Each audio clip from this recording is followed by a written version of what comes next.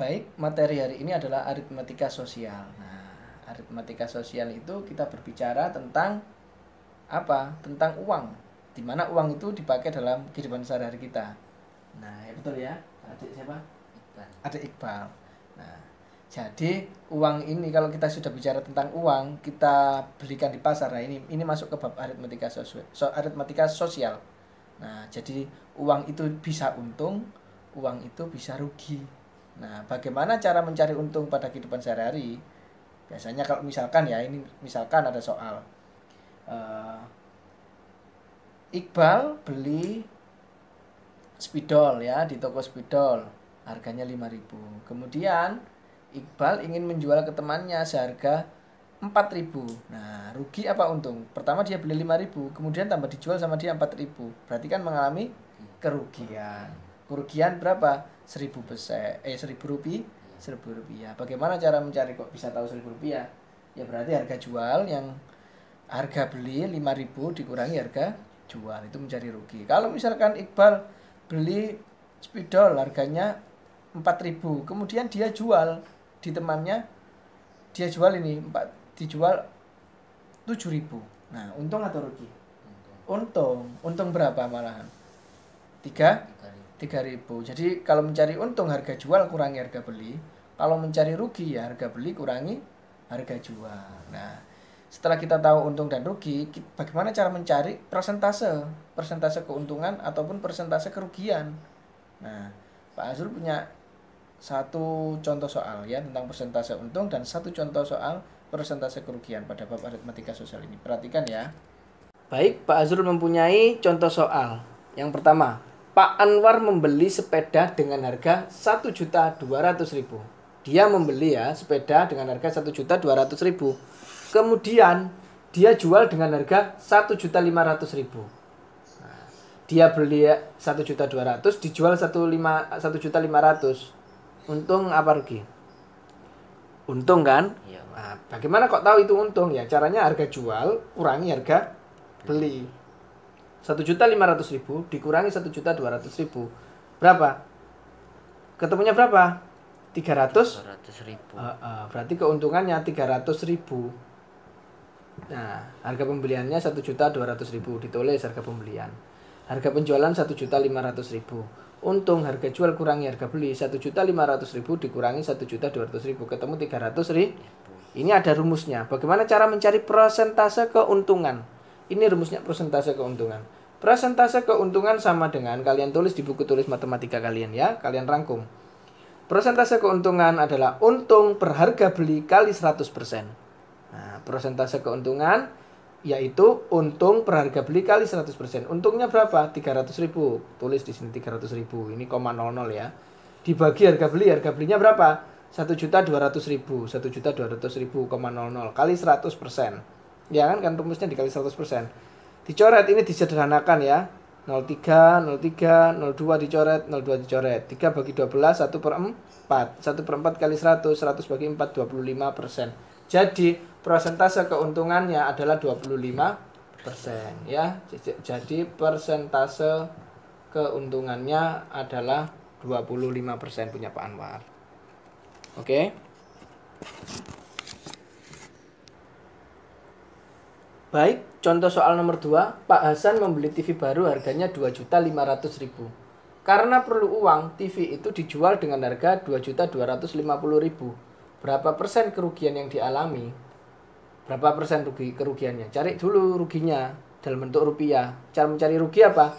HB itu harga beli, kurangi HJ. HJ itu harga jual. Harga belinya 2.500.000, harga jualnya 2.250.000. Berarti 2.500.000 kurangi 2.250.000 sama dengan 250.000 rupiah. Jadi PR itu adalah persentase rugi. Persentase rugi rumusnya rugi per harga beli HB kali 100% ya. Ruginya 250.000 per harga belinya berapa? 2.500.000 dikali 100%. Coret 03, coret 03. Coret 01, coret 01 harus sama ya. Kalau bawahnya dicoret 1, atasnya harus dicoret 1. Kalau bawahnya dicoret 3, atasnya juga dicoret 3. Ini 25 bagi 25, 1 ya toh.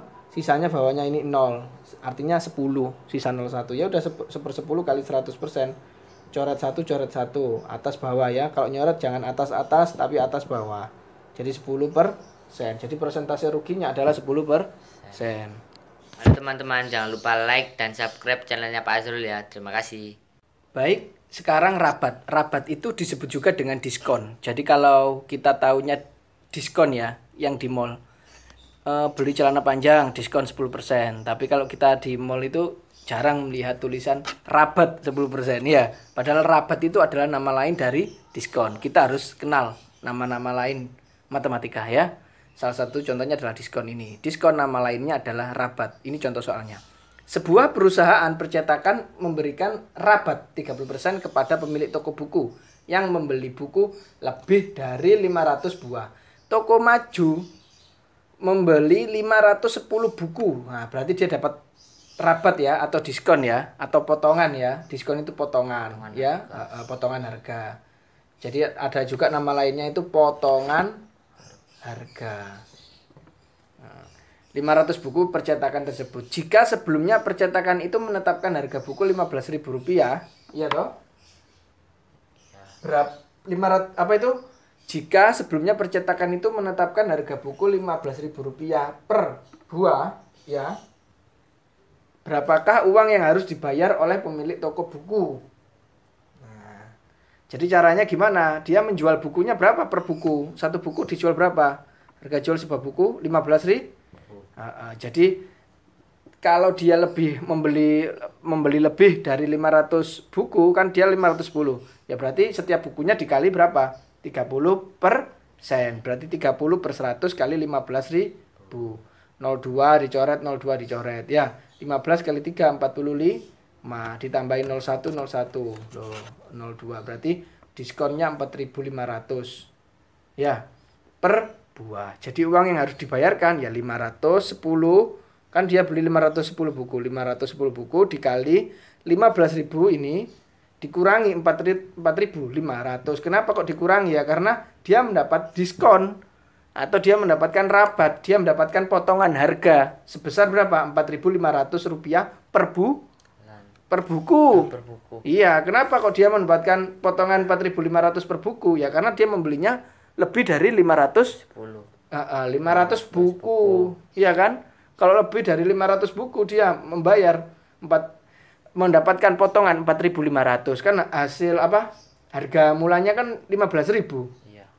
Kalau dia beli 3 buku ya 15.000 kali 3. Kalau dia membeli 502 buku ya berarti bukan membayar 15.000, tetapi 15.000 dikurangi 4.500. Berapa? 10.500. Dia hanya membayar 10.500. Ya. Jadi dia hanya membayar 10.500, bukan 15.000. Kenapa? Karena kena potongan 30%. Ya. Setelah dia membeli lebih dari 500 buku. Jadi Rp10.500 dikali 510 buku. Jadi dia cuma bayar 5.355.000. Iya kan? 5.335.000. Paham ya? Paham. Oke. Baik, sekarang adalah bruto, neto, dan tara. Ya, bruto, neto, dan tara. Bruto itu apa? Bruto itu berat kotor, kalian tulis ya. Neto itu apa?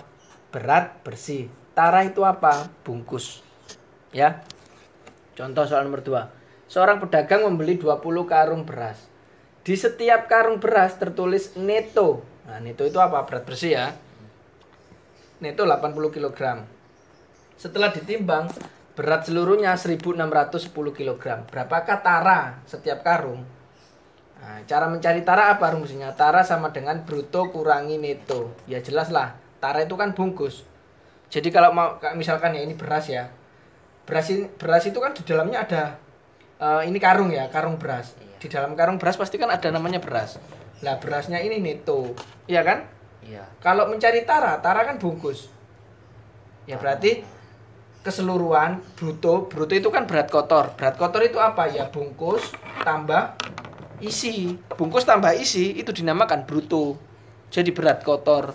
Jadi kalau mencari tara, kalau mencari bungkusnya tok ya berarti berat kotor dikurangi berat bersih. Jadilah bungkus. Paham ya? tinggal masukkan aja. Oh, brutonya 1610. Tulis 1610, netonya 1600. Didapat dari mana 1600? Ya karena di sini netonya 80 kilogram. Nah, kenapa kok dikali 20? Karena dia membeli berapa? 20 karung. Ya berarti 20 kali 80 1600. Ya berarti 1610 dikurangi 1600 ketemu 10 kilogram. Jadi tara setiap karungnya ya udah 10 kilogram dibagi 20. Kenapa dibagi 20? Karena 20 karung. Karena yang ditanya adalah setiap karung atau satu karung ya 10 bagi 20 setengah dicoret kan 1/2 itu sama dengan 0,5 kilogram. Jadi taranya 0,5 kilogram. Ngerti ya? Baik, selanjutnya soal yang pertama ada Marisa menyimpan uang di bank sebesar 800.000 dengan bunga tunggal 18% per tahun. Hitunglah jumlah uang Marisa setelah 4 bulan. Berapa jumlah uang Marisa setelah 4 bulan? Caranya gini dulu. Modalnya berapa ini? 800.000 ya. Kemudian bunga 1 tahunnya berarti 18% dikali dari ini. Ini kan bunganya 18%. Berarti ini bunga 1 tahun ya. 18% dikali 800.000 ketemu 144.000. Jadi kalau bunganya setelah 4 bulan berapa? Ya 144.000 ini dikali 4 bulan. 4 bulan tapi per 12. Kenapa kok 12? Karena 12 ini 1 tahun ada 12 bulan. Jadi 4 per 12 ya. Kalau diambil bunga setelah 3 bulan ya berarti 3 per 12. Kalau diambil bunga setelah 5 bulan ya 5 per 12. 5 per 12 kali 144.000. Kalau diambil bunga setelah 5 bulan. Kalau diambil bunga setelah 4 bulan, ya ini 4 per 12 kali 144.000 ketemu 48.000. Jadi jumlah uang Marisa setelah 4 bulan ya ini 48.000 ditambah modalnya 800.000 ketemu 848.000. Soal nomor 2, untuk memperbaiki kamar rumahnya, Pak Deden meminjam uang di bank sebesar 1.500.000 dengan bunganya 15% per tahun. Nah, kalau ini dia menyimpan uangnya berkembang. Kalau ini bunga yang soal nomor 2 ini dia tambah nambah uangnya. Artinya apa? Dia bayarnya tambah banyak karena dia pinjam di bank. Kalau ini kan dia menyimpan di bank. Kalau ini dia pinjam di bank, ya. Perbedaan soal nomor 1 dan 2. Kalau dia bunganya 15% per tahun, berapa angsuran yang harus dibayar Pak Deden tiap bulan? Nah, berarti dia tadi berapa? Pinjam di bank 1.500.000, ya kan? Bunga 1 tahunnya ya berarti 15% kali 1.500.000. Ini dia pinjam ya. BMP ini dia pinjam. Ngerti? Jadi uang angsuran yang harus dibayar tiap bulan ya ini 1.500.000 dia pinjam di bank 1.500.000 ditambah 225.000 dari ini, dari bunga 1 tahun. 15% kali 1.500.000. 1.500.000 didapat dari dia pinjam di banknya, ya kan? Jadi 1.500.000 ditambah 225.000 dibagi 12. Kenapa kok di 12? Ya karena dia ditanyanya tiap bulan. Nah, ya kan? Dia tiap bulan. Jadinya tiap bulan per tahun. Per tahun 1 tahun berapa bulan? 12 bulan. Kalau per 2 tahun ya nanti ini dibagi 24. Karena ini per tahun 1 tahun ada 12 bulan. Kenapa kok dijadikan bulan? Ya karena dia soal ini diminta bayar tiap bulan. Kayak bayar angsuran cicilan motor itu loh. Angsuran cicilan motor, cicilan mobil, cicilan rumah kan bayarnya mesti tiap bulan. Nah cara yang menghitungnya dari ini kita taunya dibagi 12 ya kan. Jadi 1.500.000 ditambah 225.000 ketemu 1.725.000 dibagi 12. Ketemulah ini 143.750. Setiap bulannya dia bayar segini. 143.750 rupiah. Oke, soal berikutnya yaitu tentang pajak ya. Pak Jamil membeli 1 mobil dengan harga 120 juta. Nah, Pak Jamil ini membeli mobil ya. Harganya itu mobilnya 120 juta. Kemudian dikenakan pajak pertambahan nilai atau disebut juga sebagai PPN. Jadi singkatan dari PPN itu adalah pajak pertambahan nilai. Berapa membayar pajaknya? 10%. Nah, berapa rupiah Pak Jamil membayar mobil tersebut? Nah, jadi tiap tahunnya dia bayar berapa?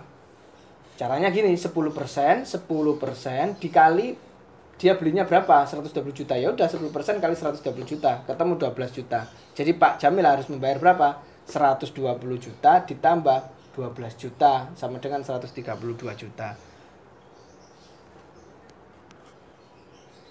Nah, jadi gitu ya. Jadi Pak Jamil kalau mau membeli mobil baru harus ditambahi dengan PPN-nya. Jadi Pak Jamil membayar 132 juta.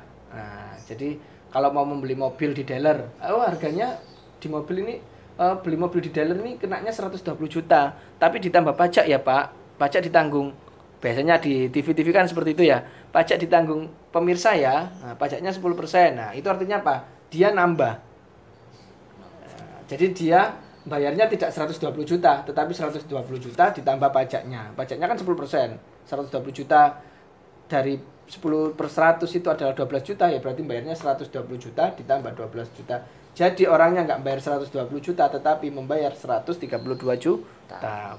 Baik, Pak Azrul punya soal ya tentang aritmatika sosial. Pak Azrul memberikan latihan 2 nomor saja. Soal nomor yang pertama, Anissa menyimpan uang di bank sebesar Rp800.000 dengan bunga tunggal 18% per tahun. Hitunglah jumlah uang Anissa setelah 2 bulan. Soal nomor 2, Pak Johan membeli TV baru dengan harga Rp2 juta. 1 bulan kemudian TV itu dijual dan ia mengalami kerugian 5%. Berapakah harga penjualan TV itu? Oke, kerjakan ya.